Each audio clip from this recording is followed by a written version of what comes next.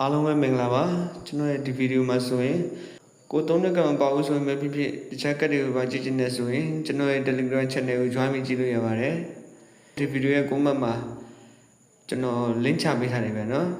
အဲ့ဒါနှိပ်ပြီး join ပြီးကြည့်လို့ရပါတယ်အဲ့ဒီ link ကိုမတွေ့တဲ့လူတွေကကျွန်တော်ကို comment မှာ hi ခဲ့လိုက်ဗျာနော်ကျွန်တော်ပြန်ပြီးတော့ reply ပြန်ပေးထားပါမယ်အဲ့ဒီ link ကိုနှိပ်ပြီးတော့အဲ့ဒီ link ကိုနှိပ်လိုက်တာနဲ့တက်ရောက်တယ်ဗျာ channel လေးကိုအဲ့ဒါဝင်ပြီးကြည့်လို့ရပါတယ်